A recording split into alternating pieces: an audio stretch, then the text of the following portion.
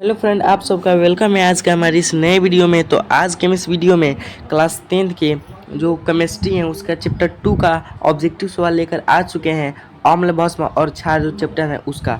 तो आप लोग अगर चैनल पर नए होंगे तो चैनल को सब्सक्राइब करके वीडियो को लाइक करके अपने दोस्तों में शेयर कर दीजिएगा। तो चलिए फिर पहले सवाल पर आते हैं। निम्नलिखित में से कौन द्विक्षारकीय अम्ल है, यानी इनमें से बताना है कि कौन द्विक्षारकीय अम्ल है। तो याद रखिएगा H3PO4 यानी कि H3PO4 द्विक्षारकीय अम्ल होता है। अगले सवाल पर आते हैं। अगला सवाल है कि पोटास एलम होते हैं, यानी पोटास एलम क्या होता है, साधारण लवण, एक मिश्रित लवण या एक अम्लीय या द्विक लवण। तो याद रखिएगा पोटास एलम हमेशा द्विक लवण होता है, यानी ऑप्शन नंबर डी हो जाएगा। अगले सवाल पे आते हैं। अगला सवाल है कि निम्नलिखित में से कौन बुझा हुआ चूना है, यानी इनमें से बताना है कि इनमें से कौन जो है वो बुझे हुए चूने का सूत्र है। तो याद रखिएगा बुझे हुए चूने का सूत्र होता है CaOH द होल ट्वाइस। क्या होता है? CaOH the whole twice. ये होता है कली चूना का सूत्र। CaO होता है कली चूना का सूत्र। अगले सवाल पर आते हैं।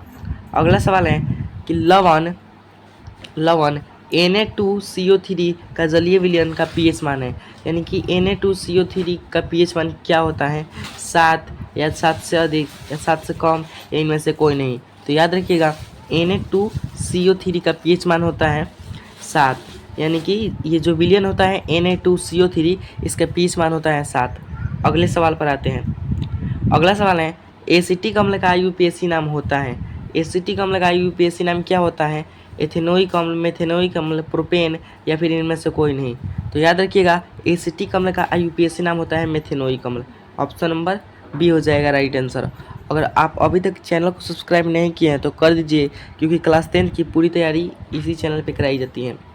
अगले सवाल पर आते हैं। अगला सवाल है कि किसी भी उदासीन विलयन का pH मान होता है, यानी कि किसी भी उदासीन विलयन का pH मान कितना होता है, 5 होता है या 7 होता है या 14 या 0। तो याद रखिएगा उदासीन विलयन का pH मान हमेशा 7 होता है और अम्लीय विलयन का pH मान 7 से कम और क्षारीय विलयन का pH मान 7 से अधिक होता है। अगले सवाल पर आते हैं।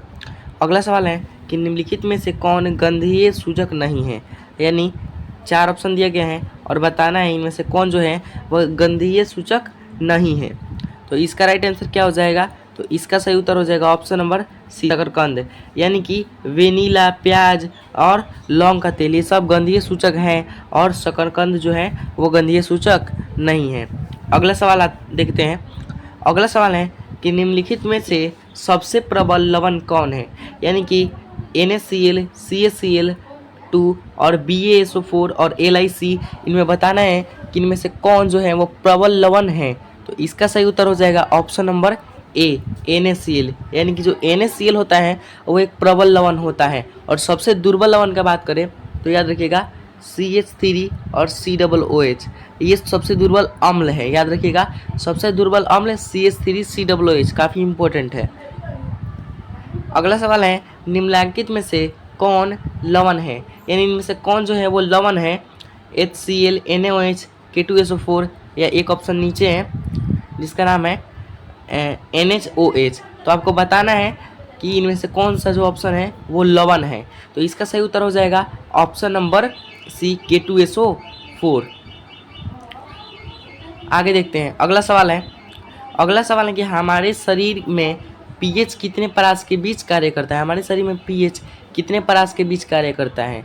6 से 8, 6.8 या 7 से 7.8 या 2.1 से 3.8 या 5.1 से 5.8। तो याद रखिएगा हमारे शरीर का जो pH परास होता है वो हमेशा 7 से 7.8 के बीच कार्य करता है। अगले सवाल पर आते हैं।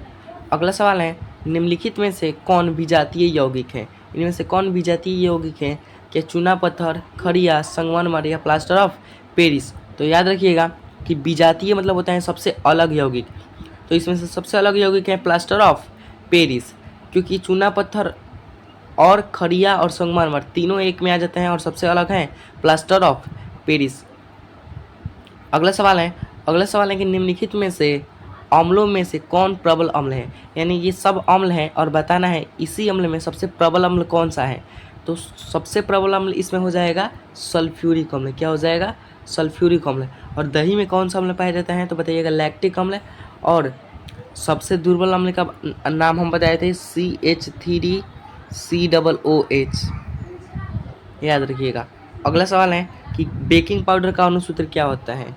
बेकिंग पाउडर का अणुसूत्र क्या है, Na2CO3 या CaCO3 या NaHCO3 या NaNO3।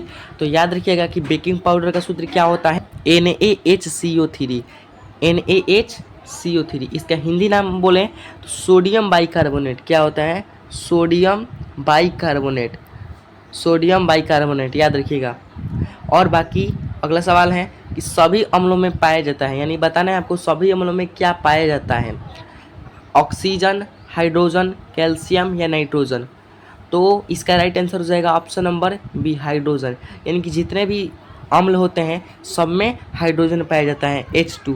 ऑक्सीजन का सूत्र पूछे बताइएगा O2, कैल्शियम का Ca और नाइट्रोजन का आप कमेंट बॉक्स में बताइएगा कि नाइट्रोजन का सूत्र क्या होता है। ये समझ जाइए, होमवर्क है, कमेंट बॉक्स में बताइएगा। और बताइएगा कि हर एक चैप्टर हम चैप्टर वाइज लेकर आए ऑब्जेक्टिव, अगर चाहिए तो बता दीजिएगा। एक और ट्रिक हम आपको दे देते हैं कि अक्सर यह क्वेश्चन आपसे पूछा जाता है कि अम्ल लिटमस पत्र को क्या करेगा, नीला करेगा या फिर पीला करेगा। वैसे ही क्षार को पूछा जाता है। तो आपको बताने के लिए क्या करना है, सबसे पहले एक ट्रिक याद रखना है, अनील। अनील ये ट्रिक याद रखना है। अ से हो जाएगा अम्ल और नी से हो जाएगा नीला और ल से हो जाएगा लाल। यानी कि जो अम्ल होता है वो नीले लिटमस पत्र को किस में चेंज करेगा, लाल में। ये वाला ट्रिक याद रखना है, अम्ल नीले लिटमस पत्र को किस में चेंज करेगा, लाल में। अनील, ये याद रखना है। और क्षार को कैसे याद रखेंगे, छ, ल और नी याद रखना है। यानी कि क्षार लाल लिटमस पत्र को किस में चेंज करेगा, नीले में चेंज करेगा। ये ट्रिक आप याद रखिएगा और बताइएगा कि वीडियो कैसा लगा। और वीडियो पे नए होंगे तो वीडियो को लाइक और चैनल को सब्सक्राइब कर दीजिएगा।